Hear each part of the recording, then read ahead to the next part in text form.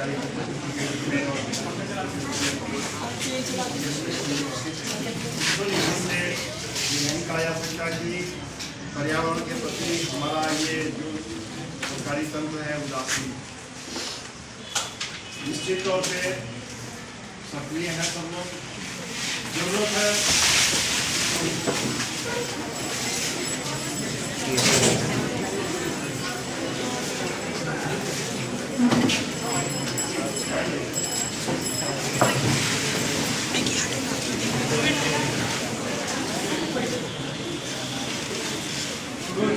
हम लोगों को कहीं न कहीं उस अपने अंतरात्मा में उस अंश को समझाने की लगाने की जो पर्यावरण के प्रति जागरूक हमेशा हम लोग जब तक अपने आप लोगों के बीच में पर्यावरण को सुरक्षित रखा जाए, पर्यावरण को संरक्षित रखा जाए। इसके लिए निश्चित तौर पर यदि हम पर्यावरण की बात करते हैं तो पेड़ पौधे और इससे संबंधित जो भी हमारे पारिस्थितिक तंत्र को मजबूत करते हैं उनकी बात करें। तो इस बीच में यदि हम लोग इस वन महोत्सव के कार्यक्रम में आज जो रखा गया है, इसमें मुख्य उद्देश्य आपका पेड़ पौधों को लगाना और उसके बारे में समझना है। तो आज जो कार्यक्रम है इसमें आप सभी शामिल हैं। मैं चाहूँगा कि आप सभी इसमें अपना योगदान दें। कहीं न कहीं अपने घर से, अपने आसपास, अपने घर पर, स्कूल में, जहाँ भी हो, एक बार चर्चा भी हुई थी आप लोगों से, एक एक पौधे आप लोग, क्योंकि इसका जो भी हम लोग संदेश देंगे उसका प्रतिफल आपके लगाने के बाद भी जो आएगा 10 साल बाद, 50 साल बाद वो दिखाएगा। हम अपनी अगली पीढ़ी को क्या देना चाहते हैं इस पर भी सोचना होगा। तो निश्चित तौर पर यदि हम पेड़ लगाते हैं तो सुरक्षित करते हैं, करते हैं, तो हम अपनी पीढ़ी के लिए एक बहुत बड़ा ऑक्सीजन का भंडार उनको देना चाहते हैं। नहीं, आपने देखा होगा कोरोना काल में शायद किसी ऑक्सीजन के लिए हम लोग करोड़ों हजारों लाखों रुपए की खर्च करने के लिए तैयार नहीं मिल रहा। बड़े बड़े जो पैसे वाले लोग थे वो ऑक्सीजन खरीद रहे थे। आप जनता, आप नागरिक ऑक्सीजन के लिए तरस रहे थे।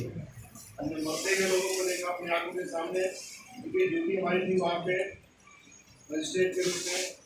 तो मैंने देखा कि पल में सांसें जैसे निकल जाती है, ये बड़ा करीब से महसूस करने को मुझे मौका मिला। लोग आते थे ठीक ठाक और 2 मिनट में 10 मिनट में कैसे यहाँ से निकल जा रहे हैं, बड़े करीब से देखने का मौका। सिर्फ क्या तो ऑक्सीजन चाहिए। ऑक्सीजन 2 मिनट निकल गया। वो ऑक्सीजन यदि हमें पेड़ पौधों से मुफ्त में मिल रही है, ऐसे पेड़ पौधों को हम कहीं सही लगाएं जो हम अपनी अगली पीढ़ी के लिए मुफ्त में ऑक्सीजन उपलब्ध कराते हैं। आज जो हमको खरीदना पड़ रहा है, हम इतना पेड़ लगा दें लोगों को भविष्य में खरीदना ना पड़े, उनके लिए मुफ्त ऑक्सीजन भंडार भाव। ये संकल्प लें हम लोग, ताकि हम अपने इस मानव संपदा को बचा के रखें। मानव संपदा बची रहेगी तो कहीं ना कहीं हम सभी इसका लाभ हम सभी प्राप्त करें। इसलिए मानव संपदा को बचाने की आवश्यकता है। साथ ही संकल्पित हो हम लोग कि कहीं न कहीं जो हम विद्यालय में आते हैं एक एक पौधा आपको कॉलेज में लगाने के लिए आज संयोग से कल बड़ी मेरी इच्छा सुबह से हमारी हो रही थी, हम उसको कह नहीं पा रहे थे, लेकिन पता नहीं कैसे भगवान ने यहाँ तक संदेश भेजा और हम लोगों के बीच में पौधे हो गए। तो कल से जो पौधा लग रहा है आप सभी की जिम्मेदारी होगी, हम सभी की जिम्मेदारी होगी। तो आपके लिए हम सभी के उस पौधे को बचाने, उस पौधे को मरने नहीं दें। इसके लिए जरूरत है पौधे को पानी। यदि हम एक बाल्टी, एक लड़का संकल्प लेकर एक बाल्टी पानी एक पौधे के पास डालेंगे तो हमारे पास 200 बच्चे हैं, हमारे 50 पौधा, 200 बच्चे और 50 पौधे, कितने बाल्टी की जरूरत पड़ेगी? 50। और हमको लगता है कि बहुत कम पड़ेगा।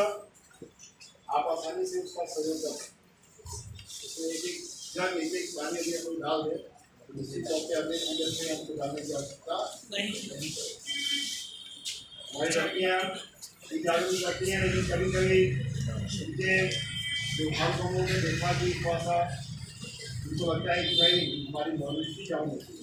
नहीं, ऐसा नहीं होता। मोहर्रम को आप बनाते हैं, हम बनाते हैं, हम बनाए कि हम भाई अपनी काम नहीं कर सकते, ऐसा हम बना देते हैं, अपने मन में पैदा कर लेते हैं। हमारे लिए सब काम करना आवश्यक नहीं कर रहे। मुँह पे जूम करते सर। हम लोग सुबह सुबह पर्यावरण को साफ सुथरा करने के लिए एक सुबह का अभियान होता है, 5 मिनट होता है ना, इसलिए बच्चे आप सभी शामिल होते हैं। आप लोगों को लगता है कि नहीं हम लोग ये गलत करते हैं, लेकिन अब जाने अनजाने में इतनी जो कार्बन पदार्थ हैं